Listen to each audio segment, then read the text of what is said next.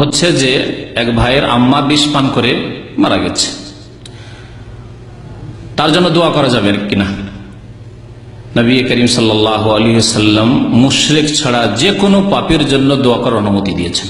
কোরআন কারিমে শুধু মুশরিকের জন্য দোয়া করা নিষেধ করা হয়েছে। যদি শিরকের অবস্থায় মারা যায়, শিরকের অবস্থায় এখনো বেঁচে আছে, তার হেদায়েতের জন্য দোয়া করা যাবে। মা কানা লিন-নবী ওয়াল্লাযীনা আমানু ইস্তাগফিরু লিল-মুশরিকিন ওয়ালাউ কানু উলি কুরবা মিন বাদি মা তাবায়্যানা লাহুম আন্নাহুম আসহাবুল জাহিম, জাহান্নামে চলে গেছে মানে শিরকের অবস্থায় মারা গেছে। এইরকম যদি হয় তাহলে মুশরিকের জন্য দোয়া করা যাবে না। কাফের, মুশরিক এদের জন্য দোয়া করা যাবে না।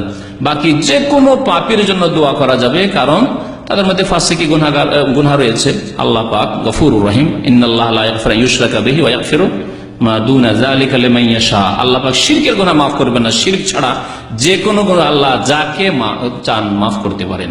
সুতরাং আত্মহত্যার গুনার ক্ষমা হতে পারে যদি তার তো আর সময় নেই, সে তো আত্মহত্যা করে, আত্মহত্যার পাপ এমন পাপ, অন্য পাপ করে হয়তো দুনিয়াতে থেকে নিজে তওবা করার সুযোগ আসে, কিন্তু আত্মহত্যার পর এই সুযোগ আসে না।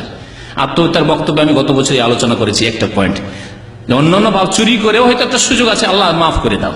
হ্যাঁ, খুন করেও সুযোগ, আল্লাহ আমি অন্যকে খুন করেছি, আল্লাহ তুমি মাফ করে দাও, তওবা করার সুযোগ আছে, কিন্তু আত্মহত্যা করে শেষ, আর সুযোগ নেই। সুতরাং এই ক্ষেত্রে ছেলে মেয়েদের দায়িত্ব হচ্ছে, আত্মীয় স্বজনদের দায়িত্ব হচ্ছে যে যারা আত্মহত্যা করে মারা গেছে তাদের জন্য দোয়া করা, হতে পারে আল্লাহ পাক মাফ করে দেবেন।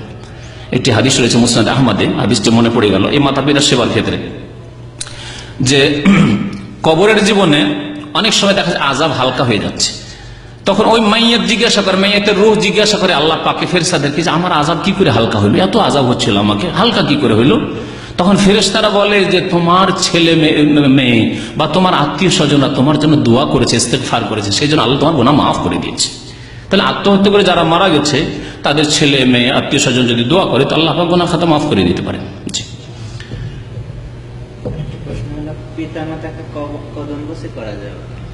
পিতা মাতার কদম বসিয়ে না করে যদি নবী সাল্লাল্লাহু আলাইহি ওয়াসাল্লাম যা করেছেন, করতে বলেছেন তা করতে বলি, তো আপনার বাধা কোথায়?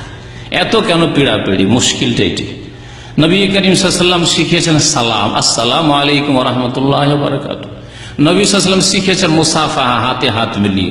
নবী করিম সাল্লাল্লাহু আলাইহি ওয়াসাল্লাম শিখিয়েছেন মুআনাকা, কোলাকুলি। নবী করিম সাল্লাল্লাহু আলাইহি ওয়াসাল্লাম শিখিয়েছেন কপালে মাথায় চুমন দেওয়া, পায়ে চুমন দেওয়া শিখাননি। কোন একটি সহিহ হাদিস পায়ে চুমন দেওয়া নেই। সুতরাং এই পায়ে চুমন দেওয়া, কদম বুসি, এটি এসছে হিন্দুদের থেকে। মুসলিমরা কদম বুসি বলে, ফার্সি ভাষায় কদম মানে পা, আর বুসি বসা দেওয়া মানে ফার্সি ভাষায় ওইটা চুমন দেওয়া। আর হিন্দুরা ওইটিকে বলে পায়ের ধুলি নেওয়া। হিন্দুদের সভ্যতা, বিয়ে শাদীতে নতুন বউরা আসে, ওরা বলে পায়ের ধুলি নিতে হবে। একই কথায় ভাষা শুধু পৃথক করে দেওয়া হয়েছে, হিন্দু সভ্যতা থেকে এটি এসছে। সুতরাং আল্লাহর রাস্তায় ছেড়ে দেবেন। সালাম করলেন, মুসাফা করলেন, তা দিয়ে হচ্ছেন আমার আব্বার আরো কিছু করে মুআনাকা করলেন, মুআনাকা করে আমার আব্বার কপালে চুমন দেবো, মায়ের কপালে চুমন দেবো, মাথায় চুমন দেবো, এগুলি সব সুন্নাত দ্বারা প্রমাণিত রয়েছে। নবী সাল্লাল্লাহু আলাইহি ওয়াসাল্লামের সাহাবায়ে কেরামরা কপালে মাথায় চুমন দিতেন, তাই করবেন।